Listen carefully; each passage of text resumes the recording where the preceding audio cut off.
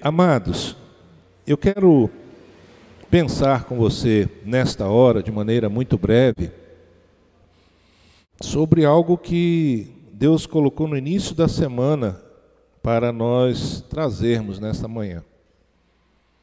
Mudança. O clima de mudança, não é? Mudar de casa e agora também com o casal mudando lá para a Inglaterra. E Deus, eu quero que você fale sobre mudança. Mudança não é simples. Mudança não é fácil. Mudança requer, em primeiro lugar, disposição. Mudança requer atitude. Mudança requer preparação. Se você tem que mudar de um dia para o outro, não vai ser mudança, vai ser quase que uma fuga. Quando você chega ao momento da mudança, aquilo ali de alguma forma, mesmo que às vezes tem que ser algo acelerado, foi fruto de uma reflexão, de um entendimento, de uma atitude, de ações. Eu tenho um pouco de experiência nesse assunto. Ao longo da minha vida, agora eu ia fazer as contas de manhã, tentar lembrar de tudo e acabei não fazendo.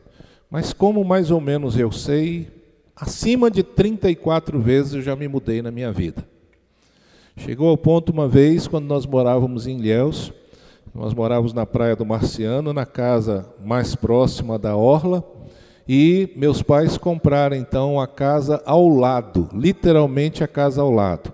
Então nós abrimos no muro lá um local, porque a primeira casa foi reformada, e nós mudamos de uma casa para outra. Eu acho que foi a mudança mais complicada.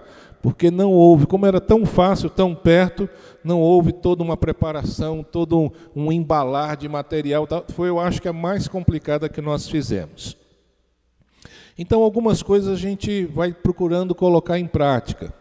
Normalmente eu cuido bastante dessa área, não que Eliude não cuide, mas algumas coisas eu aprendi ali junto com minha mãe, então procuro fazer. E eu coloco, então, o mais separado as coisas possíveis e anotado para que depois que você chega no outro local, você fique menos perdido do que possível. Porque se você coloca um bando de caixa e dentro de uma caixa daquela tem algo que você precisa, vamos dizer que alguém machucou o dedo, precisa colocar ali mas você não sabe, você tem 40 caixas, qual a caixa que você vai abrir? Se você não organizou as coisas separadamente, se você não anotou, você vai estar perdido. Então, mudança, as pessoas muitas vezes, por conta disso, se tornam refratárias em mudar. Mudar de casa, que nós estamos pensando em primeiro momento. Mas as mudanças na vida também não são diferentes. As mudanças na vida, elas acontecem, quer queiramos, quer não. Às vezes é uma mudança de propriedade, às vezes é uma mudança de cidade, às vezes é uma mudança de profissão, às vezes é uma mudança de atitude. E tudo isso é mudança. Nós precisamos nos abrir para a mudança. Principalmente, queridos, porque muitas vezes Deus quer que nós assumamos compromisso para coisas novas. Está aí o exemplo, pastor Almir e Elizabeth, eu não sabia que eles estariam, eu achei até que eles já estavam em São Paulo, porque esse era o roteiro. Então foi uma grata surpresa quando o pastor Maf disse que estariam conosco agora pela manhã. E está aí o que eles estão fazendo, essa mudança é justamente respondendo aquilo que Deus está falando. Os filhos estão satisfeitos deles irem para longe? Não. Mas estão satisfeitos de eles estarem obedecendo ao chamado de Deus. É claro que seria mais cômodo ficar aqui, tá dentro do país de origem, mas eles têm experiência. Mais do que ter experiência lá, eles têm um chamado. Da mesma forma que Deus está chamando eles de volta para a Inglaterra, Deus poderia estar chamando para a Nova Zelândia, Deus poderia estar chamando para a Austrália, Deus poderia estar chamando para um outro contexto. Então nós precisamos entender que é muito importante nós nos dispormos a mudanças. A palavra de Deus nos chama a refletir sobre isso. E eu quero ler com vocês o texto que é muito conhecido de todos, mas que muitas vezes a gente não percebe este texto como um texto sobre mudança. Carta de Paulo aos Romanos, o capítulo 12, os versos de 1 e 2. Diz assim: portanto, irmãos, rogo-lhes pelas misericórdias de Deus, que se ofereçam em sacrifício vivo, santo e agradável a Deus. Este é o vosso culto, este é o culto racional de vocês. Não se amoldem ao padrão deste mundo, mas transformem-se pela renovação da sua mente, para que sejam capazes de experimentar e comprovar a boa, agradável e perfeita vontade de Deus. Veja, queridos, que experimentar Jesus Cristo é e deve ser a primeira e principal mudança na nossa vida. Pastor Almir estava dizendo exatamente isso, para que nós orássemos, porque o que ele vai fazer lá é fazer algo extremamente difícil. E eu diria que do ponto de vista humano é extremamente desgastante e poucas vezes recompensador. As estatísticas dizem que, por exemplo, quem trabalha com esta área de recuperação de vidas, de pessoas envolvidas em drogas, aquelas que estão em instituições governamentais, o índice de êxito de alguém que se submete a uma internação, por exemplo, que faz lá todo o processo de descontaminação e nunca mais volta a se envolver com drogas, é de apenas 25%. As estatísticas dizem, cada 4 pessoas, apenas uma pessoa não vai retornar às drogas. Mas as estatísticas também dizem que, por exemplo, quando essas pessoas entram numa instituição de recuperação que tem uma orientação evangélica, que trabalha não apenas com a libertação do corpo, do efeito das drogas, mas também atua com a presença de Jesus, da libertação espiritual, de uma nova vida, o êxito é, no mínimo, 75%. Então, queridos, essa diferença das instituições públicas, 25%, e essas instituições evangélicas ou confessionais de 75%, já é uma grande prova de que é possível mudar pelo esforço, pelo tratamento, mas que quando entra Jesus na vida da pessoa, a mudança é significativa e normalmente é definitiva. Espiritualmente, eu não tenho dúvida que é definitivo. Espiritualmente, a pessoa que é liberta do império das trevas e transportada para o reino do Filho do amor de Deus, ele não volta mais para o império das trevas. Eu sou batista, como diz o outro, do pé roxo, e não é pé gangrenado não, é roxo de convicção. Então, Jesus Cristo faz a maior de todas as transformações que alguém pode experimentar. Mas a partir daí a nossa vida começa a viver mudanças e tem que viver mudanças diariamente. Nós precisamos permitir que o nosso processo de assemelhação ao Filho de Deus, aquele que único que chegou e tem a estatura de varão perfeito, Jesus Cristo, que essa maneira de imitá-lo, de procurar ser igual a Ele, nos molde e nos transforme diariamente. Quantos anos de casado, pastor Almir? Quantos anos de casado? 40? Maravilha, ainda bem que não errou, né? Porque senão a esposa dava uma cotovelada ali. 40 anos de casado. Mudou muito de lá para cá? Não é? Tem que mudar. Tem que mudar. E quem não muda de um jeito vai mudar de outro. Quem não muda para o bem, infelizmente, vai mudar para o mal. Que só o fato de ficar igual vai se tornando maçante, vai se tornando monótono, vai se tornando desgastante. É preciso viver mudança. A palavra de Deus está dizendo aqui, queridos, é um convite. O apóstolo Paulo falou nos 11 primeiros capítulos aos Romanos, da carta aos Romanos, ele falou da transformação que a gente passa, da questão dessa luta do pecado com o nosso viver. Ele não está falando para pessoas que não experimentaram Jesus, ele está falando justamente para pessoas que experimentaram Jesus. E que alguns estavam dizendo, eu sou pecador mesmo, eu já estou salvo, estou garantido, então agora não tenho mais que me preocupar. eu estou salvo, a salvação é eterna, então está tudo bem, eu posso viver do jeito que eu quiser. E Paulo vai dizer assim, olha, quer dizer que porque o pecado porque a graça se manifesta sobre o pecado, então eu vou pecar para que a graça se manifeste em mim? De jeito nenhum. O apóstolo Paulo está dizendo, por exemplo, no início daquilo que Deus prometeu a Abraão e de como ele, através de Abraão, trouxe Jesus, de como isso chega até nós. Então, a experiência de Jesus na nossa vida tem que ser a maior de todas, mas tem que ser o ponto de partida das nossas transformações. Nós não podemos nos conformar. E, infelizmente, as doenças que a Igreja do Senhor Jesus, como instituição humana, a Igreja Corpo de Cristo, essa é perfeita. Mas a Igreja instituição humana, que reúne pessoas que erram, essas igrejas muitas vezes refletem a enfermidade do mundo.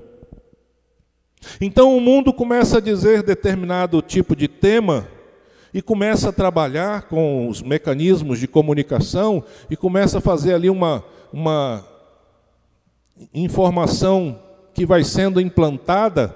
Aí a gente, não, isso não é para mim, isso não é para mim. Os nossos filhos muitas vezes acostumam a ver aquilo de pequeno e já começam muitas vezes a dialogar com estas coisas. Os nossos netos muitas vezes vão começar a achar que está tudo bem e as coisas muitas vezes vão se amoldar ao mundo. A Igreja do Senhor Jesus tem a missão árdua, dificílima, mas de ser em todos os tempos esta igreja que não se conforma com o pecado. Quando diz aqui que nós não podemos nos amoldar ao mundo, queridos, aqui a ideia não é do mundo planeta, não é do mundo que tem ciência, não é do mundo que tem ideologia, não é nesse sentido. É no sentido do mundo dominado pelo pecado. Nós não podemos deixar que o pecado nos modifique, que o pecado nos amolde. Nós precisamos ser algo que marcha contra a tendência. Imagina vindo aqui uma multidão na tua direção, mas você diz, não, eu tenho que ir para lá. Mas essa multidão vai querer me carregar e muitas vezes carrega, mas eu quero ir para lá e o meu compromisso é ir para lá, eu vou para lá. Imagine você entrar num rio e esse rio começa a te levar numa correnteza que vai te levar a caminhos de morte, a situações de morte. E você diz, não, eu vou gastar todas as minhas forças, mas eu vou nadar contra a correnteza. Eu não vou me submeter a simplesmente deixar que o rio me leve. É justamente contra a música popular, né? A letra da música popular. Deixa a vida me levar. Não, que deixa a vida me levar. Eu tenho que ir dentro do que o Espírito me levar. Eu tenho que transformar a minha vida, porque o Espírito de Deus me mostra que eu tenho que ser diferente a cada dia. Eu tenho que ser referencial para outros. Não sei se vocês prestaram atenção na primeira palavra do pastor Almir. Perdoe, pastor Almir, mais uma vez, mas eu entendo que Deus casa todas as coisas, não é? Primeira fase ministerial deles na Inglaterra foi resgatando, restaurando famílias. Famílias precisam ser restauradas hoje, em todos os cantos da terra. E famílias que acham que não precisam ser restauradas estão totalmente equivocadas. Se amoldaram àquilo que o pecado faz, muitas vezes cauterizando a nossa mente. Pessoas que defendem o uso de drogas como sendo simplesmente uma questão de escolha e de liberdade, vão experimentar as piores cadeias, mas teoricamente elas são livres. Pessoas que entendem que vão se fartar de dinheiro, vão viver uma escravidão e serão tão pobres, mas tão pobres que o máximo que eles vão ter é dinheiro. Pode parecer incoerente, mas é verdade. Quantas pessoas que têm tanto dinheiro, mas não têm convivência familiar, não têm respeito dos filhos, não respeita e não ama, faz dos filhos como se fosse um objeto, compra a favor dos filhos, acha que todo mundo está perseguindo, acha que todo mundo está interessado só no dinheiro, e muitos realmente podem até estar, mas são escravos do dinheiro. Não quero dizer que seja assim. Muitos que aprenderam a ser livres, que são servos de Jesus, principalmente esses, conseguem ser donos do dinheiro e não escravos do dinheiro. Nós somos chamados, queridos, para estar à frente do mundo. O mundo não sabe para onde ir.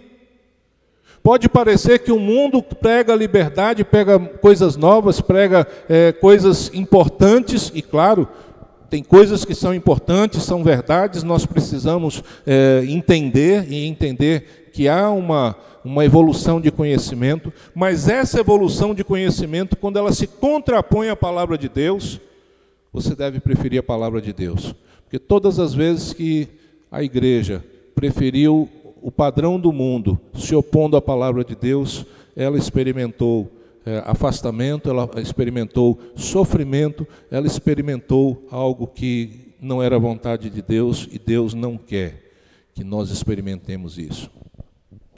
Não se amoldem ao padrão deste mundo. Ao contrário, transformem-se. Transformem-se pela renovação da mente. A nossa mente precisa revisitar cada dia os padrões do mundo e dizer: não é assim que a palavra de Deus quer, não é assim que a palavra de Deus diz. E vou dizer mais, já disse isso em outras ocasiões, vou repetir. A igreja precisa ser vanguarda para o mundo. Quando a igreja começa a achar que ela é a defensora da moral e dos bons costumes, e que o mundo está vindo para cima dela e ela vai ficando encurralada, daqui a pouco ela vai começando a imitar o mundo e se assemelhar ao mundo.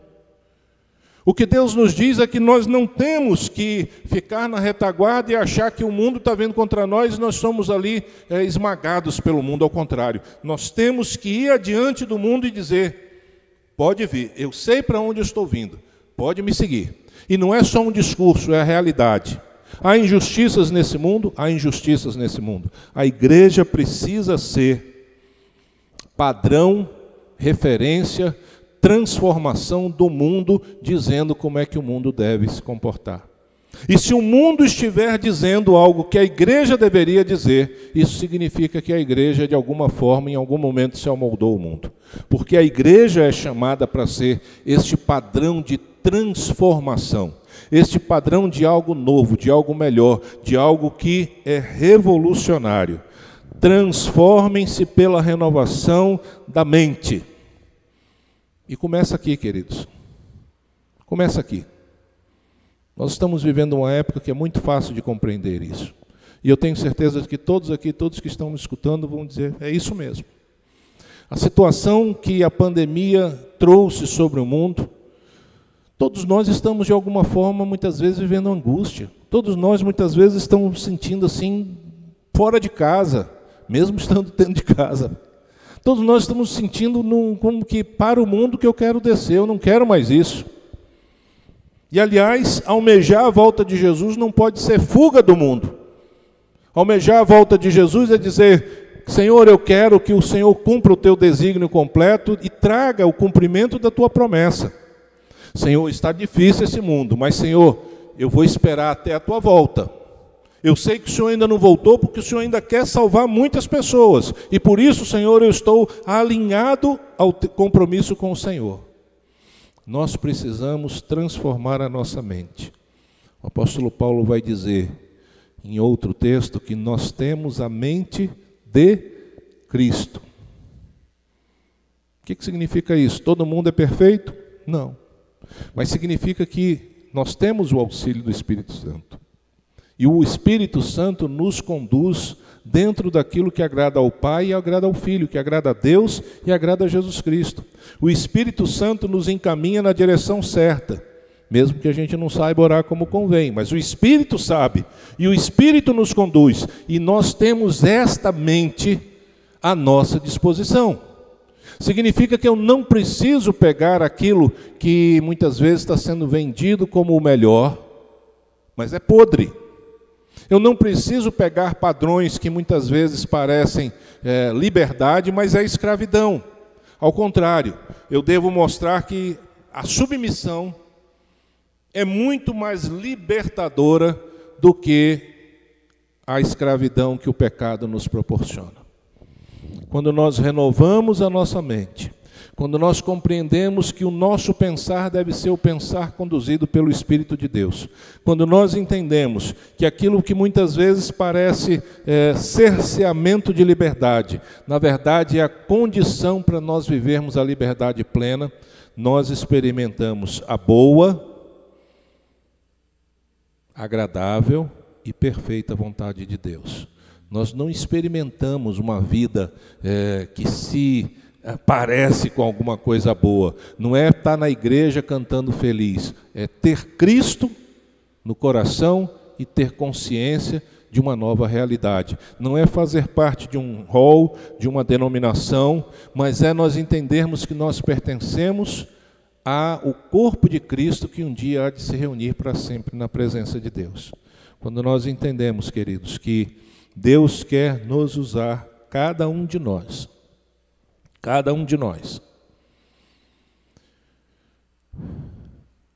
como um instrumento de transformação deste mundo.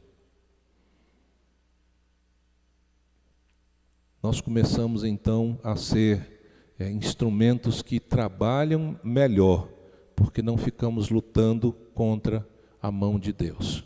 Nós nos permitimos ser usados por Deus. Quando eu vejo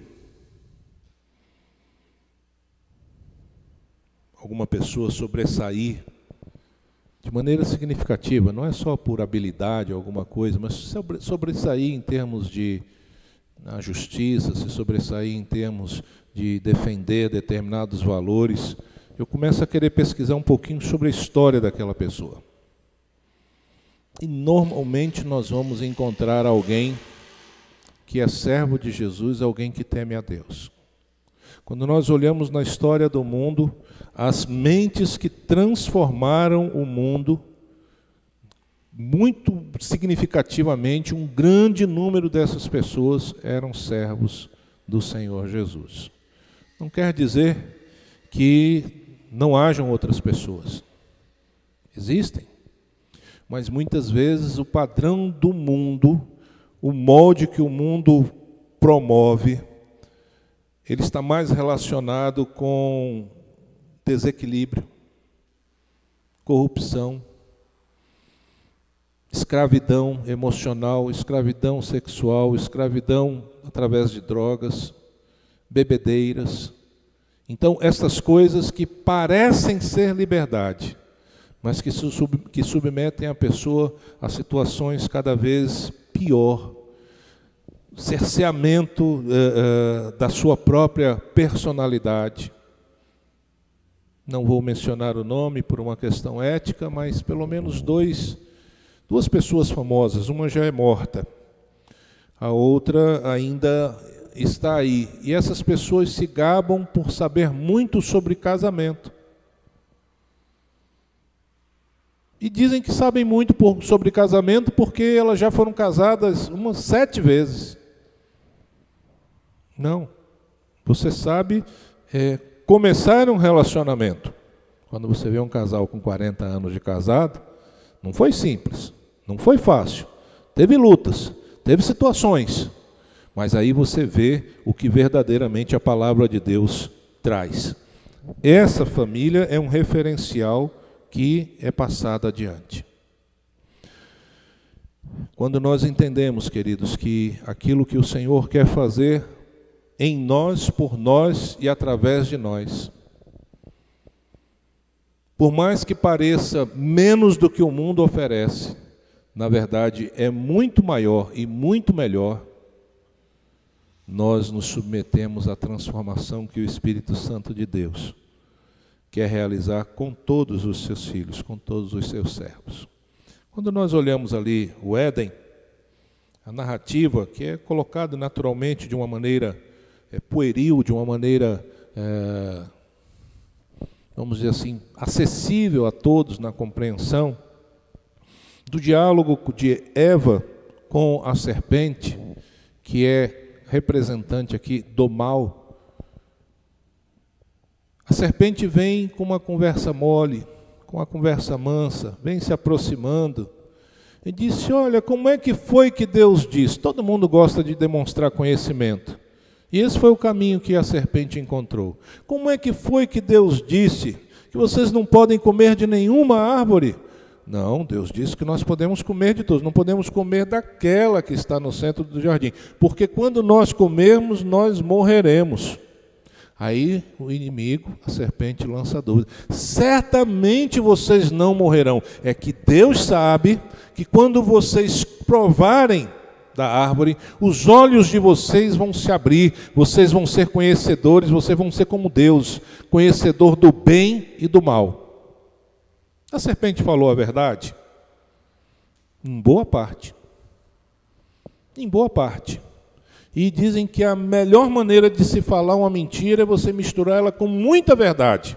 Que aí tudo aqui é verdade, a mentirinha ali pequenininha parece tão coerente com tudo aquilo, mas ela transforma tudo aquilo em mentira. Deus conhece o bem e o mal? Sim. Como que Deus conhece o bem e o mal? Deus conhece o bem porque Ele é a fonte de todo o bem. E Deus conhece o mal porque é tudo aquilo que se opõe ao que Ele é. É como a escuridão e a luz. Existe escuridão? Não. Escuridão é a ausência de luz. Existe frio? Não. Frio é a ausência de calor. Existe o mal?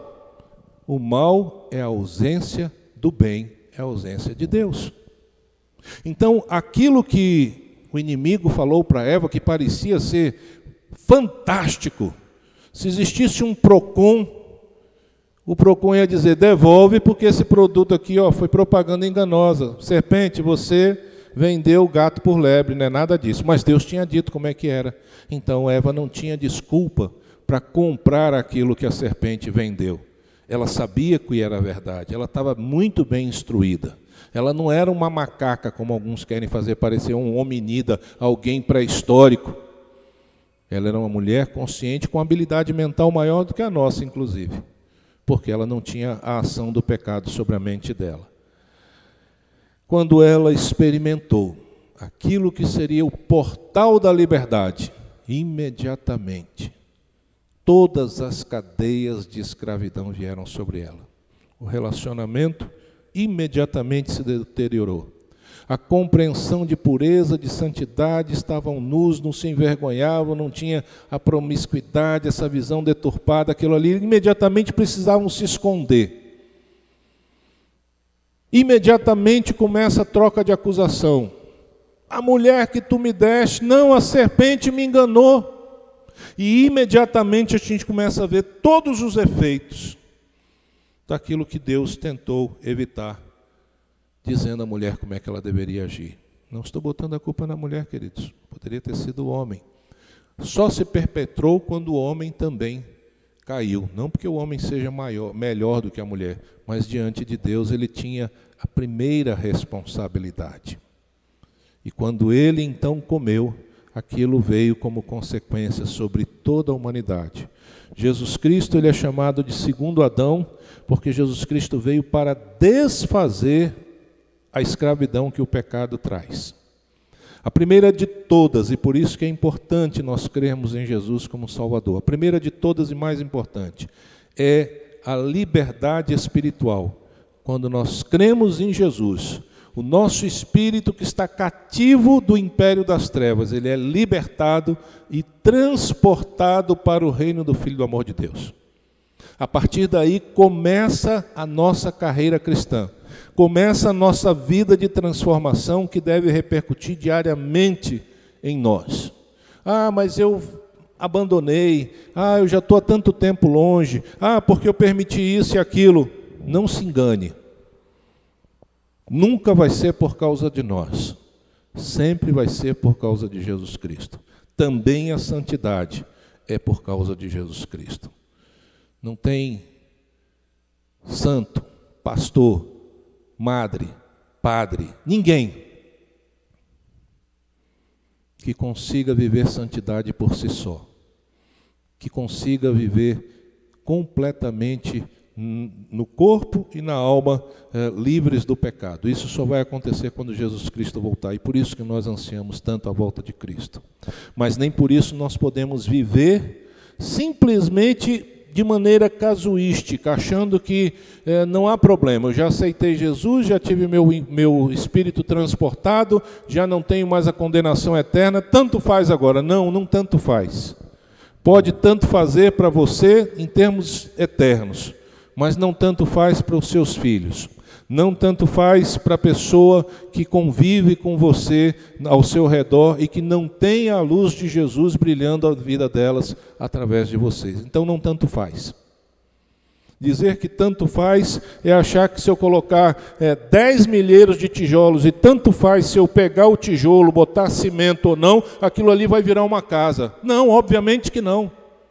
É preciso que haja um empenho, é preciso que haja um compromisso, é preciso que haja uma transformação daqueles tijolos em algo realmente construído. Assim é a nossa vida.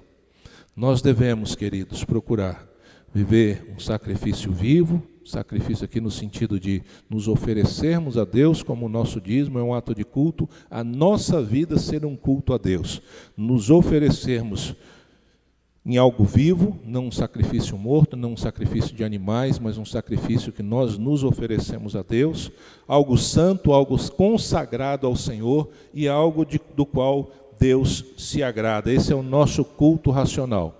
Não adianta parecer algo que a sua vida é empenhada, não adianta parecer algo bom se não for agradável a Deus. É Deus quem tem que dar a aprovação sobre nós.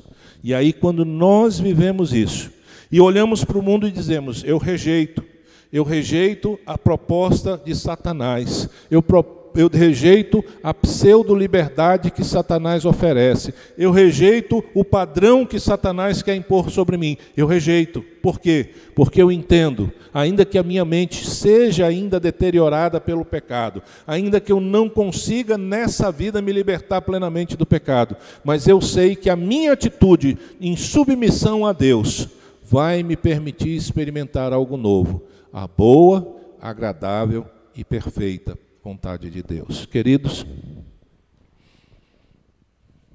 alguém já disse que tartaruga e caracol vivem em plena mudança. Não é verdade. Eles carregam as casas nas costas, diferente. Mas mudança é você sair de algo para algo novo, e de preferência de algo para algo melhor. Deus quer fazer da nossa vida uma diária transformação. A gente fala diária para poder diminuir, eu diria que horária, minutária. Deus quer que a nossa vida seja uma permanente transformação naquilo que Ele quer, naquilo que é melhor para nós. Que nós possamos nos submeter, que nós possamos entender que a restrição que muitas vezes parece que a vida cristã nos impõe, porque Deus nos diz para abrir mão do pecado, na verdade é liberdade, porque o pecado, ele é a maior de todas as escravidões. Que Deus te abençoe, que Deus te use, que as mudanças que Deus tem para você, você não resista. Que você se prepare. Tem coisas que nós precisamos nos preparar. Tem coisas que nós precisamos tomar atitude. Tem coisas que nós precisamos reaprender. A nossa linguagem muitas vezes tem que ser reaprendida. A nossa linguagem de amor, nossa linguagem relacional muitas vezes tem que ser reaprendida. A nossa maneira mental de ouvir as coisas precisa muitas vezes ser reaprendida. Quem começa a se deixar escravizar pelas informações do mundo, daqui a pouco está vivendo uma escravidão mental, com medo de sair de casa, com medo de viver, com medo de botar a cara na rua, porque se botar a cara na rua vai morrer. Ora, nós estamos morrendo todos os dias, mas hoje não, nós ainda estamos vivos. Nós morremos uma só vez, mas quando nós vivemos aquilo que o mundo está nos empurrando, nós morremos diariamente. O padrão de Deus, aquilo que Deus quer que nós experimentemos, é vida transformada, vida em transformação, vida nova diariamente. Que Ele te abençoe, que Ele te fortaleça, que Ele te conduza a essas mudanças.